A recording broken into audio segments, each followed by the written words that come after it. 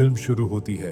हम रोज नाम की एक लड़की को देखते हैं जिसके चेहरे पर कट्स के निशान थे और वो काफी जख्मी थी। देखने से लग रहा था जैसे वो किसी बड़ी मुश्किल से गुजर कर आई हो। उसके सामने कोई बैठकर उससे पूछताछ कर रहा था। वो जानने की कोशिश कर रहा था कि ये सब कैसे हुआ। अब सीन यहाँ से शिफ्ट होकर माजी अतीत में चला जाता है। कुछ हफ्ते पहले जब ये सब कुछ रोज के साथ नहीं हुआ था। कुछ हफ्ते पहले रात का समय था। रोज के घर में उसकी मॉम खाना बना रही थी। तभी रोज काम से लौटती है। वो अपनी मॉम से मिलती है और दोनों माँ बेटी बहुत खुश होती हैं। यह साफ था कि उनके बीच गहरा प्यार था, क्योंकि रोज की मॉम ने उसे अकेले ही पाल पोस कर बड़ा किया था। रोज के डैड की मौत तब हो गई थी जब वो छोटी थी। उसकी मॉम बताती है कि इस हफ्ते के आखिर में हम लोग उनके दोस्त डेरिक के साथ घूमने जाएंगे। हालांकि रोज इस ट्रिप पर जाने को तैयार नहीं थी, पर उसकी मॉम उसे मनाती है। वो चाहती थी कि रोज उनके साथ इस ट्रिप पर जाए। आखिरकार रोज मान जाती है। ट्रिप का दिन जब वो दिन आता है, रोज और उसकी मॉम तैयार होकर गाड़ी में बैठ जाती है। निकलने से पहले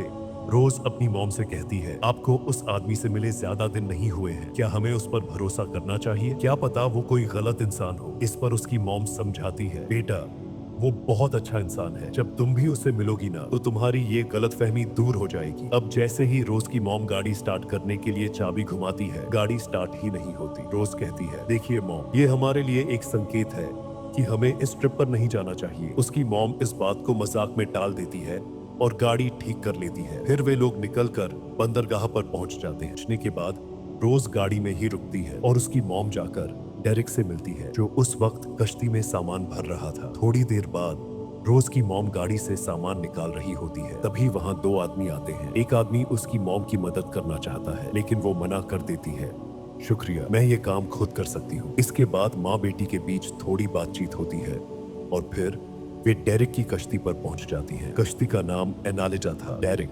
जो एक अमीर आदमी था, बताता है, ये कश्ती मैंने किसी और से ली है और इसका नाम नहीं बदला। ऐसा करना सही नहीं होता, खासकर जब कोई सफर पर जा रहा हो। रोज को अभी भी डेरिक पर भरोसा नहीं था, लेकिन उसकी बातों से वो अच्छा इंसान लग रहा था। सफर शुरू, सारी तैयारियां पूरी होने के बाद वे लोग अपने सफर पर निकल जाते हैं। सफर के दौरान ये नोटिस होता है कि रोज की मॉम और डेरिक के बीच काफी प्यार भरा रिश्ता था। है तो फोन करती है जहां जरा सा भी नेटवर्क नहीं आ रहा था। वो काफी परेशान हो गई, क्योंकि वो सोचती है कि मैं अपनी मॉम की तरह ऐसे प्यार में पागल नहीं हूँ कि किसी पर भी भरोसा कर लूं। जब वो अपनी मॉम को बताती है तो मॉम उसे तसल्ली देती है। अब रोज का मन बहलाने के लिए डेरिक उसे थोड़ी बहुत कश्ती चलाना सिखाता है। आज रोज की मॉम का बर्थडे था और रोज पहले ही केक साथ ले आई थी, इसलिए वो उन्हें विश करती है। डेरिक दोनों को अपनी तरफ से गिफ्ट देता है। उसकी मॉम को शर्ट और रोज को एक छोटा सा चाकू देता है, जो मुश्किल समय में उसके काम आ सकता था। इस तोहफे से रोज को अच्छा तो लगा, लेकिन चाकू देखकर वो थोड़ा अजीब भी महसूस करती है। धीरे धीरे डेरिक को लेकर जो उसकी नफरत थी वो भी कम होती जाती है। अगले दिन जब रोज की मॉम अपनी तस्वीरें बना रही थी तो अचानक तेज हवा की वजह से वो पानी में गिर जाती है। ये देखकर डेरिक कश्ती रोक लेता है और रोज से कहता है कि जल्दी से नीचे जाओ और कंबल लेकर आओ। रोज जल्दी से नीचे जाती है। जब वो कंबल ढूंढ रही होती है तो वहाँ कुछ हथियार देख लेती है। इससे वो थोड़ा घबरा जाती है, पर कंबल मिलने के बाद वो जल्दी से अपनी माँ की तरफ भागती है। खुशकिस्मती से उसकी माँ बाहर आ चुकी होती है और रोज उन्हें कंबल उठाती है। उसकी मॉम कहती है, बेटा आई एम सॉरी, गिरते हुए तुम्हारा फोन भी मेरे साथ गिर गया। रोज कहती है, मॉम कोई बात नहीं, शुक्र है आप बच गई, मुझे आपकी फिक्र है, ना कि मोबाइल की। तभी एक तूफान इनकी तरफ पड़ने लगता है। ये देखकर दोनों माँ बेटी परेशान हो जाती हैं। डेरिक उन्हें तसल्ली देता है कि ये मामूली बात है, तूफान से कुछ नहीं होगा। और सच में ये सही सलामत तूफान से निकल जाते हैं। अगले दिन माँ बेटी बात कर रही होती है। रोज की मॉम कहती है, आई एम सॉरी बेटा, मैं तुम्हें अच्छी जिंदगी नहीं दे पाई। रोज जवाब देती है, नहीं मॉम, मैं आपके साथ बहुत खुश हूँ, मुझे आपसे कोई गिला नहीं है। तभी डेरिक भी आ जाता है। रोज उससे उन हथियारों के बारे में पूछती है। जवाब में वह कहता है, हथियार मेरे काम का हिस्सा है, क्योंकि पहले मैं एक पुलिस ऑफिसर था, फिर मैंने नौकरी छोड़ दी और अब मैं सिक्योरिटी गार्ड का काम करता हूँ। इस वजह से दोनों को उस पर ज्यादा शक नहीं होता। रोज को हथियारों में थोड़ी दिलचस्पी भी होती है, इसलिए डेरिक उसे गन चलाना सिखाता है। वो इस बात से हैरान भी होता है कि रोज काफी जल्दी सीख रही थी। डेरिक उसकी तारीफ करता है। रोज की मॉम बताती है कि रोज के डैड आर्मी में थे, शायद इसी वजह से वो इतनी अच्छी हथियार चलाना सीख रही थी। समय के साथ अब रोज को भी डेरिक के साथ अच्छा लगने लगता है। एक रात जब रोज सो रही थी तो अचानक शोर से उसकी आंख खुल गई। वो जब चेक करने गई तो देखा कि एक दूसरी कश्ती इनकी तरफ आ रही थी। उसमें 3 लोग थे और उनके पास हथियार थे। वो इनकी कश्ती में घुसकर गन पॉइंट पर डेरिक और उसकी मॉम को डराने धमकाने लगते हैं।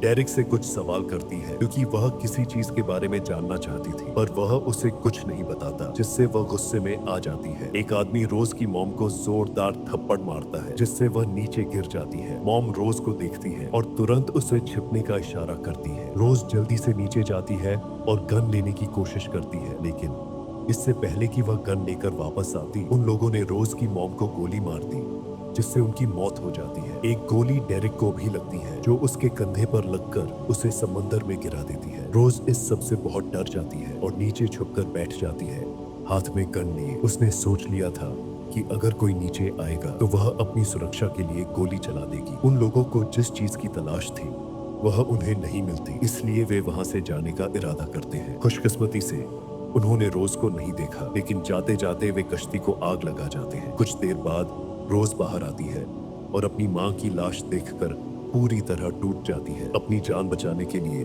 वह आग बुझाने में लग जाती है और इसमें कामयाब भी हो जाती है, लेकिन माँ को खोने की वजह से वह फूट फूट कर रोती है। पूरी रात उसे नींद नहीं आती। सुबह जब वह खुद को संभालती है तो अपनी माँ की लाश को कपड़े में लपेट देती है। कश्ती से जुड़ा हुआ जो कपड़ा उसे आगे ले जा रहा था वह पूरी तरह जल चुका था। रोज को समझ नहीं आता कि अब क्या किया जाए। वह रेडियो ढूंढने नीचे जाती है ताकि मदद बुला सके, लेकिन बदकिस्मती से रेडियो भी पूरी तरह जल चुका था। रोज सोचने लगती है कि अब वह क्या करे, क्योंकि वह अकेली समंदर के बीच में फंस गई थी। तभी उसकी नजर एक रस्सी पर जाती है। जब वह रस्सी खींचती है तो देखती है कि डेरिक उससे बंधा हुआ है। वह जिंदा था, लेकिन गोली की वजह से जख्मी था। डेरिक समंदर से रोज से मदद मांगता है। रोज रस्सी खींचकर उसे कश्ती पर ले आती है। रोज उससे बार बार यही सवाल करती है कि वे लोग कौन थे जिन्होंने उसकी माँ को मारा, लेकिन डेरिक कहता है कि वह खुद नहीं जानता। रोज उससे पूछती है कि अब क्या किया जाए, क्योंकि रेडियो जल चुका है और कपड़ा भी। तब डेरिक बताता है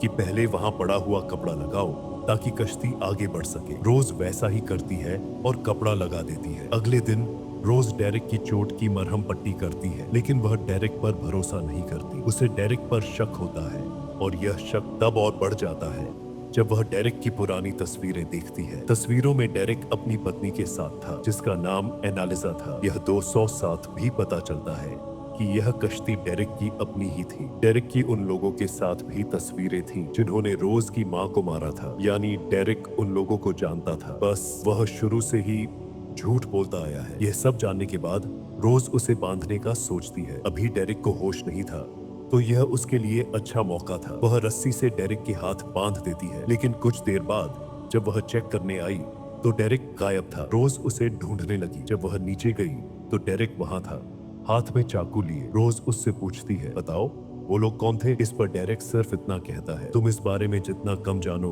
उतना ही बेहतर है। डेरिक को न तो डर लग रहा था और न ही रोज की माँ की मौत का कोई दुख था। डेरिक रोज को अपनी बातों में उलझाकर उससे कश्ती ठीक करवाने लगता है, क्योंकि उसका एक हाथ बेकार हो चुका था। रोज के पास भी और कोई रास्ता नहीं था, क्योंकि डेरिक ही उसे समंदर से बाहर निकाल सकता था। दोनों मिलकर इंजन को ठीक करने की कोशिश करते हैं, लेकिन वह पूरी तरह बेकार हो चुका था। अब उनके पास केवल समुद्री हवाओं के सहारे ही आगे बढ़ने का विकल्प था। रोज अपनी माँ की लाश से लॉकेट निकालकर अपनी यादों में पहन लेती है। यह देखकर डेरिक कहता है, तुम्हारी माँ को यह लॉकेट मैंने दिया था। लेकिन रोज जानती थी कि वह झूठ बोल रहा है, क्योंकि यह लॉकेट उसकी माँ का बहुत पुराना था, जबकि डेरिक से उनकी मुलाकात कुछ दिन पहले ही हुई थी। 2 दिन तक कश्ती ऐसे ही हवाओं के सहारे आगे बढ़ती रही, लेकिन एक दिन डेरिक गुस्से में आ गया। उसने कहा कि नक्शे के मुताबिक वे अपनी मंजिल से काफी दूर जा रहे हैं। डेरिक का गुस्सा देखकर रोज अपने कमरे में छुप गई। उसने अपनी सुरक्षा के लिए गन भी साथ ले ली। सुबह जब रोज बाहर आई तो उसने देखा कि डेरिक कोने में मायूस बैठा हुआ था। रोज ने आसपास देखने का फैसला किया। तभी उसे दूर एक आइलैंड नजर आया। बिना डेरिक से पूछे ही उसने कश्ती को उस आइलैंड की तरफ मोड़ लिया, लेकिन कश्ती के जरिए वे किनारे तक नहीं पहुंच सकते थे। उन्हें एक राफ्ट का सहारा लेना था। डेरिक भी आइलैंड पर जाना चाहता था, इसलिए वह पहले ही राफ्ट में सवार हो गया। एक हाथ के बेकार होने की वजह से उसे चप्पू चलाने के लिए रोज की मदद चाहिए थी। रोज उस पर भरोसा नहीं करती थी, लेकिन मजबूरी में वह भी राफ्ट में आ गई। जब रोज चप्पू चला रही थी तो उसका एक हिस्सा खुलकर पानी में गिर गया। क्योंकि रोज के लिए यह सब नया था, उसने इसे ठीक से संभाल नहीं पाया। चप्पू को उठाने के लिए वह समंदर में कूद गई, लेकिन उसे तैरना नहीं आता था, इसलिए वह डूबने लगी। उसने लाइफ जैकेट पहनी हुई थी, लेकिन घबराहट में उसे सही से संभाल नहीं पाई। डेरेक ने राफ्ट से उसे बताया कि जैकेट कैसे काम करती है, लेकिन जब रोज और ज्यादा डूबने लगी तो डेरेक तुरंत समंदर में कूद गया और उसे किनारे तक ले आया। रोज बेहोश हो चुकी थी, उसकी सांसें बंद हो रही थी। डेरेक ने उसे सीपीआर देकर होश में लाया। डेरेक ने रोज को छोड़कर आइलैंड का मुआयना करने चला गया। थोड़ी देर बाद खुद को संभालकर रोज भी आइलैंड पर। डेरेक जो ऊंची जगह पर खड़ा था, उसने दूर से ही रोज को राफ्ट की तरफ जाते हुए देख लिया। वह तुरंत गन लेकर उसके पीछे भागा। रोज को समझ आ गया कि अब उसके पास बहुत कम समय है। वह जल्दी जल्दी राफ्ट को पानी में उतारने की कोशिश करती है, लेकिन डेरेक ने उसे देख लिया था और अब वह तेजी से उसकी ओर बढ़ रहा था। रोज को लग रहा था कि अगर उसने राफ्ट को सही समय पर पानी में नहीं डाला तो डेरेक उसे पकड़ लेगा। उसने अपनी पूरी ताकत लगाकर राफ्ट को पानी में डाल दिया और जैसे ही वह सवार हुई, डेरेक वहां पहुंच गया। वह गन तानते हुए बोला, तुम मुझसे बच नहीं सकती। जो मैं चाहता हूँ वो मैं लेकर ही रहूंगा। रोज ने बिना देर किए राफ्ट को आगे बढ़ाना शुरू किया। डेरेक ने गुस्से में उसकी ओर गोली चलाई, लेकिन गोली राफ्ट को थोड़ा ही नुकसान पहुंचा पाई। रोज ने पानी में झुककर खुद को बचाया। डेरेक गुस्से में चिल्ला रहा था, तुम मुझसे बचकर नहीं जा सकती। रोज अब राफ्ट को तेजी से आगे ले जाने की कोशिश कर रही थी। डेरेक ने राफ्ट के करीब पहुंचने के लिए एक और राफ्ट खींचने की कोशिश की, लेकिन उसका घायल हाथ उसे रोक रहा था। रोज को समझ आ गया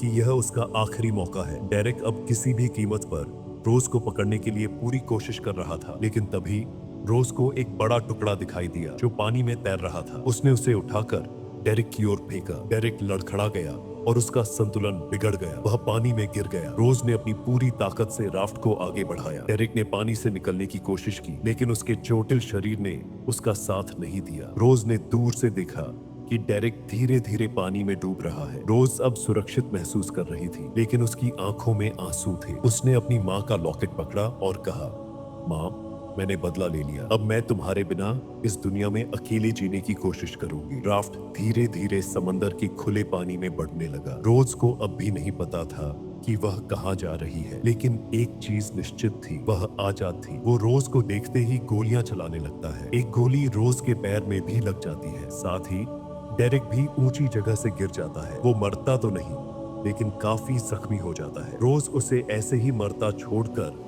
राफ्ट में आ जाती है, फिर जल्दी से कश्ती में भी चली जाती है। पर अब धीरे धीरे कश्ती भी डूबने लगती है, इसलिए रोज भारी सामान बाहर फेंकने लगती है। फिर उसे अपनी माँ की लाश को भी समंदर में छोड़ना पड़ता है, लेकिन फिर भी कश्ती डूब जाती है और रोज को वापस राफ्ट में आना पड़ता है। वो काफी रो रही होती है। ऐसे ही 2 दिन तक वो समंदर में रहती है। एक दिन उसे एक कश्ती दिख जाती है। फ्लेयर गन की मदद से रोज कश्ती का ध्यान अपनी तरफ खींचती है। उन लोगों ने फ्लेयर की रोशनी देख तो ली थी, पर वो रात को आते हैं, रोज को बचाने और अपनी कश्ती में ले जाते हैं। खाने के लिए उसे कुछ देते हैं। उन लोगों के पास हथियार भी होते हैं, जिन्हें देखकर रोज समझ जाती है कि ये लोग जिन्होंने उसकी जान बचाई है अच्छे लोग नहीं हैं। तभी वो एक लड़की को देखती है जिसने नशा किया हुआ था और जिसे कहीं ले जाया जा रहा था। अब रोज नहाने का बहाना बनाकर बाथरूम में जाती है। उसे अंदाजा हो जाता है कि यही लोग हैं जिनके बारे में डायरेक्ट नहीं बताया गया था, जो लड़कियों की स्मगलिंग करते हैं। उसी समय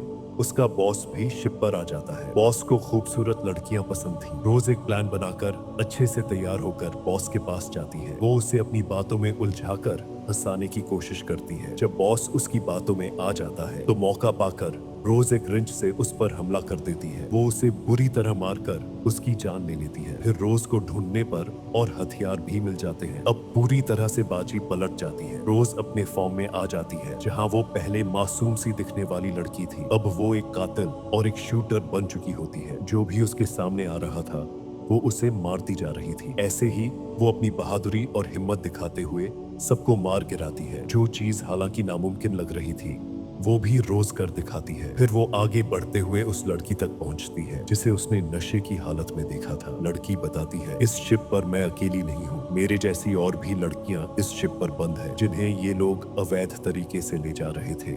बेचने के लिए। रोज जाकर एक दरवाजा खोलती है जहां उसे सारी लड़कियां मिल जाती हैं जिन्हें कैद किया गया था। लेकिन इससे पहले कि रोज उन्हें बचा पाती, बॉस का एक साथी जो अभी तक जिंदा था आकर रोज पर गन तान देता है। पर इससे पहले कि वो रोज को मार पाता, रोज पहले ही वार कर देती है और उसी पर गोली चला देती है। वो मारा जाता है। फिर जब रोज ऊपर आती है तो एक और आदमी जिंदा मिलता है। वो और कोई नहीं बल्कि डेरिक होता है। उसे जिंदा देखकर रोज हैरान रह जाती है। वो पूछती है, तुम तो उस आइलैंड पर मर गए थे, तो फिर यहाँ कैसे, और वो भी जिंदा? तब डेरिक बताता है कि वहाँ उसका बॉस आ गया था। उसने मुझसे कहा कि मेरी के बदले तुम और उसे फिर मैंने शिप पर भेजा था, यह कहकर कि तुम वहां पर हो और उसने मुझे बचा लिया। ये सुनकर रोज हंसने लगी।